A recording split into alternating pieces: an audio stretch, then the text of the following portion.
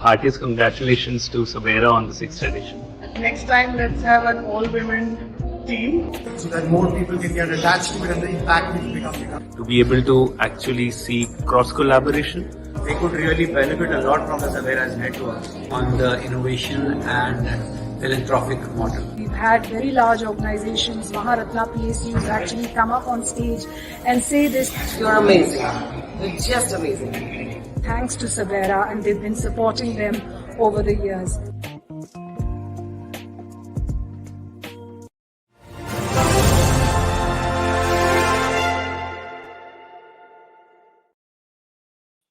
Hello and a very warm welcome to yet another episode on Social Impact Leaders Simply with Suparnaa.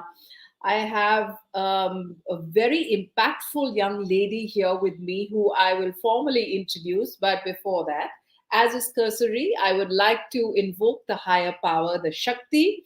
And for me, Shakti has held me in good stead. I will start with the Sanskrit verse, the Saraswati Vandana, that essentially means that we are praying to you to dispel the darkness of ignorance that resides in our hearts through the wisdom of knowledge. In fact, all of these interactions that we are having with social impact leaders are also essentially such that we can learn, we can be wise enough in taking informed decisions rather than knee-jerk reactions. Ya kundendu tushara haradhavala, या शुभ्र वस्त्रावृता या वीणा वरदंड मंडितकरा या श्वेत पद्मासना या ब्रह्मचित्त शंकर प्रभूतिभि देवै सदा वंदिता सा मां पातु Saraswati Bhagwati निशेष जाड्यपहा.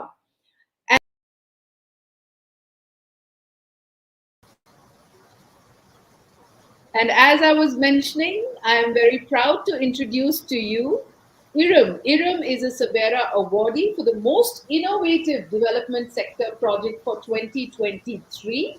And she is the managing director and founder of EWASTE Social Private Limited. She, of course, is an IIM graduate, and her company is like a superhero for our planet, connecting businesses with responsible e-waste recyclers. But you know what the important aspect is, and that not many people know about this, is the shocking reality of electronic waste and its impact on our environment and on our communities. And the worst hit are women and children. Isn't that correct, Iram?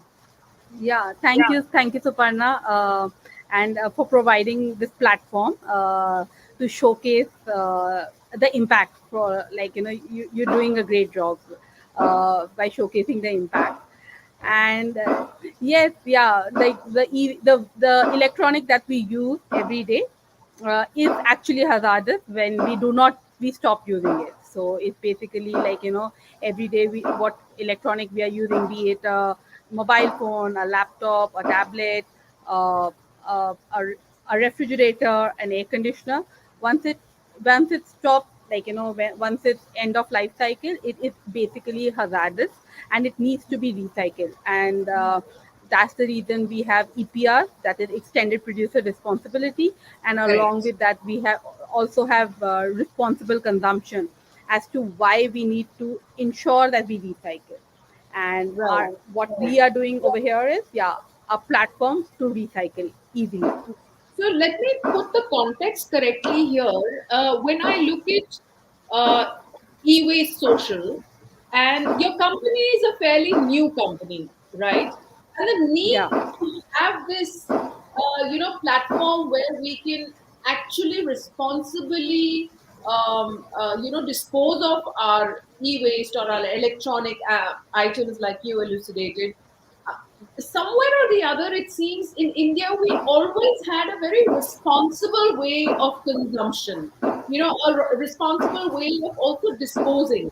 But e-waste is something over the turn of the century, it has become extremely important to dispose of it in a responsible way. And we have noticed that, the so-called developed world essentially has been using underdeveloped nations or developing nations to actually dispose of their e-waste. And the electronic items, we know, I mean, it's been over 50 years, maybe 5 decades, and the kind of waste that may have been produced so far, it's quite alarming when we come down to the brass tacks of what we have to actually receive as a receptacle from the developed nations. But before going there, I would want to understand, what was your trigger personally to create this? I'm sure this stems from a passion to create a business model out of this passion. I think there was not one trigger. There were multiple triggers along the journey. I used to actively recycle in my organization before. I used to also ensure that I participate in the recycling drive, and also I saw what happens actually on these waste sites. I saw young children dismantling it. I saw them playing with the waste, and all these were the trigger points what led me to this. And when I saw that women and children were the most affected in this entire journey of waste, because they are the ones who dismantle it. And again, I you cannot blame them, because that's for their sustenance, that's for their next meal. And nobody cares, you want to live uh, for the next day, rather than thinking that, okay, how bad is it for my health. But when I started reading about it, how hazardous it is, it not only causes the lung diseases, the chest infections, but also the deformities. And a lot of children who work in these sites don't live beyond 21, 22 years. And Wow. that's the lifespan of the children who work in these sites or who accompany their mothers. So and tell and, me and I one think. thing. When you talk about these Hmm. sites are essentially the rag pickers that have traditionally come to our households and picking up, all the raddi, like you say, basically newspapers and bottles and plastic, etc.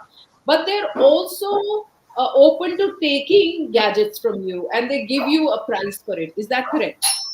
Yeah, so these sites are, yeah, correct. So they take the gadget, they don't dismantle some most of the time by themselves. They'll give it to a bigger dealer. So most of the raddi people, like the kabadi wala, there'll be 100, so there'll be 100 kabadi wala, and then there'll be a one big wholesaler kabadi wala who will collect all the waste and take it to a bigger dump site. And in these larger dump sites, other people, the women and the children who work to dismantle. So it's like a morning to evening, they'll get 60 rupees per day. Uh, So, Iram, it's important that you also should tell us why exactly is it, what does an e-waste product do?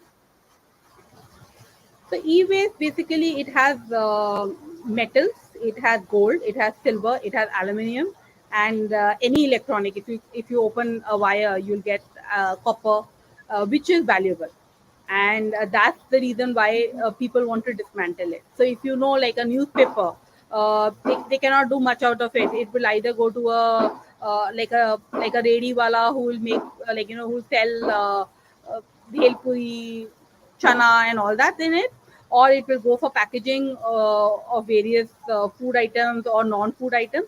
But e-waste is where you can recover, and you can salvage metals out of it, and those metals are precious. So imagine you get like a copper wire, which will be worth few hundreds, and a kg of copper, which will be, of course, a higher amount, or a kg, or a gram of silver, or a gram of gold, which usually laptops, mobile phones, uh, tablets, and printers have it.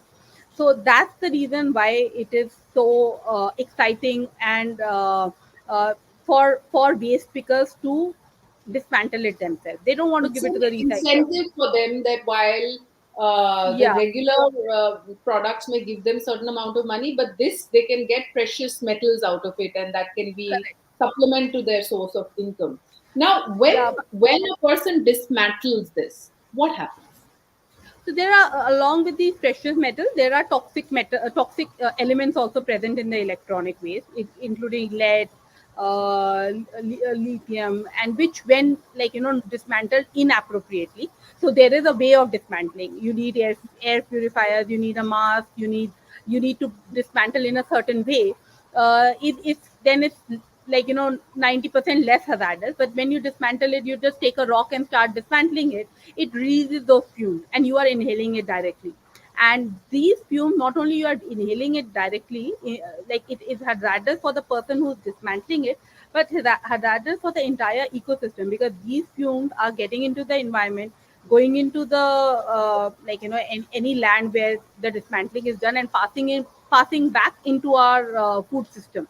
So there are multiple reasons why this is a very alarming situation, where we should not And you allow tell me dismantling. that women and children, and women, and naturally, as a subsequent this thing, the children, are along with them while they have been put to this task. It's like almost like the last milestone in terms of they will be put across to do this kind of a work. And Yeah. and you also mentioned that the children who are exposed to this as young as possible, I mean, they probably don't even live up to see 21 years of their life.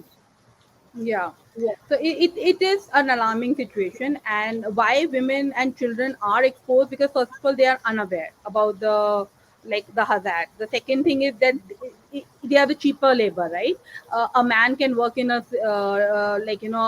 civil site, or for construction site, but women, it's difficult for them to lift that much weight. So it's easier just to sit and dismantle it. And when you see, if you would have seen anywhere, when younger children accompany their mother, whether it go be it in a construction site, or be it in a, even if I take my child to my office, they are gonna emulate like their mothers, and that's what exactly they do, because we can't change the the natural Instinct. instinct of a child. So he's gonna do, or she's gonna do the similar thing of breaking the e-waste, and which will release toxic fumes, and which will not only harm him. It's like giving a knife to a child, and Wow. it's as bad as that. Wow. Wow. And what about this issue about, the developed, so-called developed countries dumping their e-waste? Has it stopped in India or does that continue? So we have very strict regulations of the import of e-waste, and it's not allowed. But there are multiple ways where, it's like, people trade in, smuggle in, and they are getting waste, and they are dumping in, and that's the reason why we have slum sites like Selampur in Delhi, in Ghaziabad, in UP, and where there are tons and tons, ships and ships of e-waste which are dumped over there. And Wow. so And how so is it? those are, How does this get disguised despite such strong regulations? How is it now disguised? Why is it that we are accepting it? so as a as for regulatory reasons, we are not accepting it. But it's as simple as saying we don't do drugs, but then we know that there are drugs available in multiple ways. So similarly, e-waste is not allowed into the country, but there are multiple ways in which it is coming, and it is passing on to these cities. And then again, then these traders buy lots, and then they make these they employ these uh, women and men, older people usually are employed in these sites, who dismantle it. So younger people And what do they usually do? don't do What do that. they do with it? What do they do with it? So they salvage metals out of it. So the recovery of metal, plastic, and everything, again, is dismantled. They are put it neatly. They whatever maximum, and then there are the toxic fumes and the chemicals are released back into the environment and into the food cycle. But So I still they make haven't money been out of it. still haven't been able to wrap my head around the fact that when there is a regulatory process and when there is enough awareness and information about the fact that it can be hazardous even to your life, then under what pretext are these Western countries sending this e-waste to the third world nations or developing countries? So I think that has been the case from the beginning. So they've been sending it to China. The China put a ban on it. So now it's India is still limited, but African countries are there. There's a major export of e-waste to them. So they basically give it to them for free, and they try to salvage as much material as possible from it. I think And yeah, for because us, specifically for India, what is it that they said? Because legally you can't do it. Then what do they say? yeah. So How are they saying? it comes as a refurbished material like that which can be reused. So basically it comes as a product. If it's refrigerators, it will come as old refrigerators. Though there are a lot of regulations around it, but then there are ways and means where people are able to get away from them and get it inside the country. Wow. It's sometimes it's basically illegal trade. Okay, so now coming to what your platform does, how has it created a marketplace for both the buyers as well as sellers? So we want to make it our vision and mission is we want to make it as simple to recycle as it is to buy products online. So how you buy a product from Amazon, the products are listed. So similarly, we want to make recycling as simple. So all the corporate or the business or the bulk generator have to do is create an auction on our platform and a registered recycler. We have 550 recyclers who are registered with CPCB. One of them will bid for it. And with refurbishing being allowed, and the next state will be even the refurbishers will be allowed to bid for it. But electronic waste, we specifically look into recyclers who will bid and buy the e-waste from the corporate. Again, the corporate has the choice to choose the highest bidder or the closest bidder. So we create that awareness that choose the closest bidder because again it will reduce the carbon impact of the transportation. But again, the corporate has the choice to choose the right recycler. And also we give them the form 6 and the destruction certificate, which is which is given by the recycler, and we ensure that the entire thing is seamless and it doesn't involve too much of effort by the corporate, because like sometimes you don't want to recycle because there is a lot of hassle involved in it. A lot of people don't want to do that, but we want to just make it easy. Yeah. In terms of policy, trying to impact a change so that this entire, while India is a country, is a developing country, and there is the consumption patterns which are increasing, specifically with gadgets. But just to handle that waste, and to be kind of burdened on with the international waste being dumped here, as a policy change, and you being in the field for the past 5 years, what would your recommendations be? See, one of my recommendation is that like GST, cutting down the GST, because we are charged 18% GST on e-waste for transacting. So cutting it down to say 5%, which was earlier the case. Secondly, was having more facilities, government-owned facilities for recycling, because this will not only generate employment but will have state-of-art technology in it. Currently, we don't have that great technology being used by the recycler because it's expensive. Like nobody wants to use an expensive technology and not make any money. And considering also keeping recyclers interest in mind, because I feel only if we ensure that recyclers are well taken care of by the form of subsidies, grants, they will be able to do better. And also creating that awareness among the corporates and some mandates to the corporate that they need to recycle this amount with this with the only the CPCB authorized recycler. These are few of the technology changes which would help. We have some large players getting into the market, including Tata's, and I think those that will be a game changer. But we currently don't require really large facilities. We require decentralized facilities because we need facilities all across the country where waste can be easily recycled. I think it has to be. It is a big chunk, and we need to consider this not as a money making industry but as a impact industry. and for that the government will have to provide the infrastructure, provide grants, subsidies. Yeah.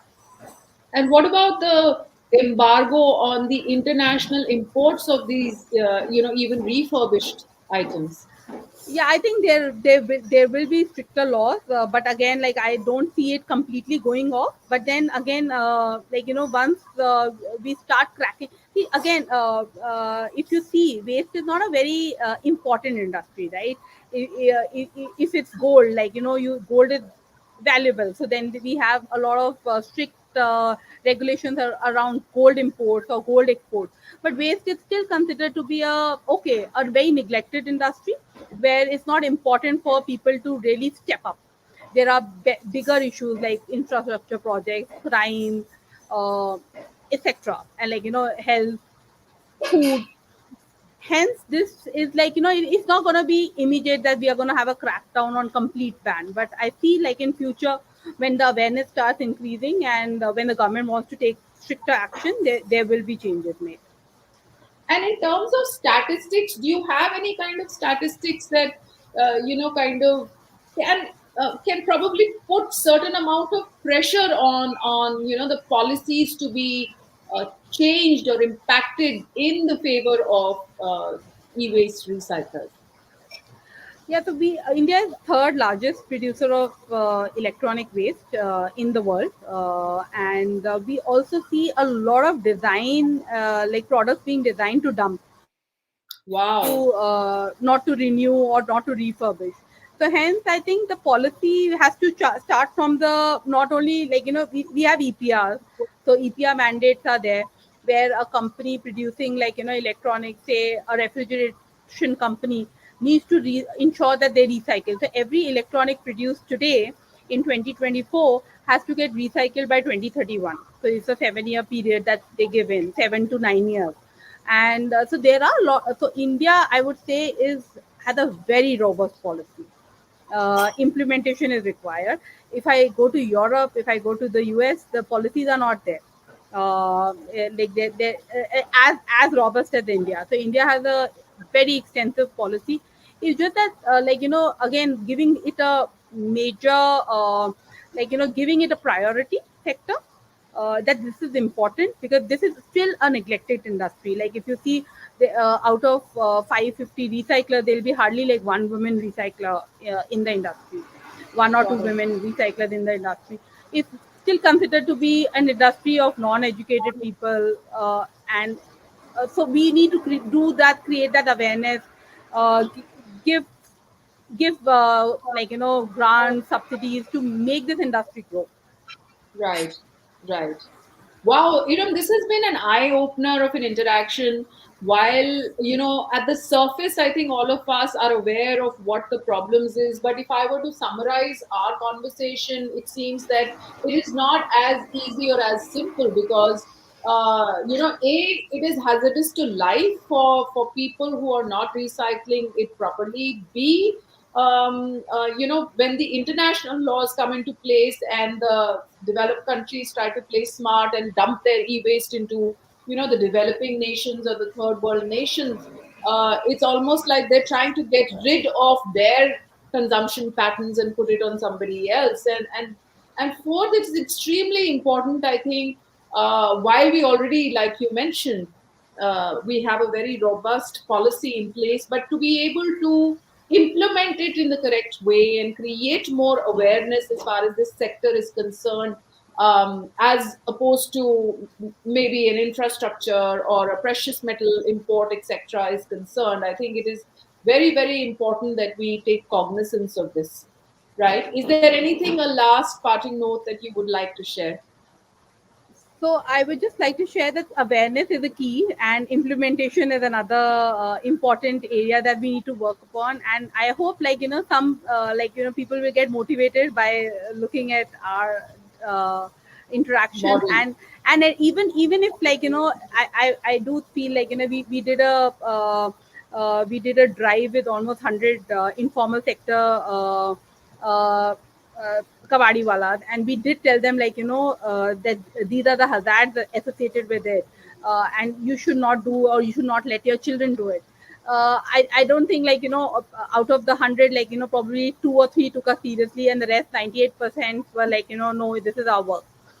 But so what I but what I would like to say is that awareness is the key, and providing infrastructure for recycling, providing platforms like to recycle would be the game changer for this industry, because currently people don't know about it. So once we Yeah. have those in Yeah, place, and I think as a simple takeaway for anyone who is listening and may be wondering how is it that I can contribute, because we all consume.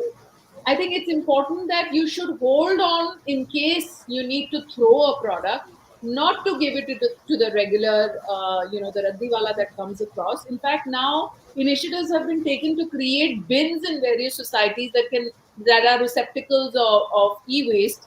So it's just a little bit of an effort, but it can actually go ahead to save somebody's life. It's as important as that. yeah, it's a small effort, like that to collect your wires also, like even a small wire, don't discard in the dustbin, keep it and then give it to a recycler or give it to a bin where you can recycle. Right. Thank you so much, Iram. We will also be Thank you. posting a link to your website in case people would like to get to know more or may want to, probably use your knowledge or your learnings, or maybe also use it as a platform. So, do also tell us what your website address is, while we will link it when we post this. Sure, I'll do that. So, what is your You want website me to address? Yeah, Yeah. it is www.ewaysocial. I'll put it on the chat. It's www.ewaysocial.com. Thank you so much. Of course, thank you. Yes, do put it on the chat, and we will link this conversation with that link as well. Yeah, thank you so much, and Keep doing thanks the for good providing work. this platform. Hoping to see some more of your good work through Sabera 2024 as well. Yeah, yeah, thank you so much, and hoping to see you, yeah, soon as well. All right. Bye bye. Yeah.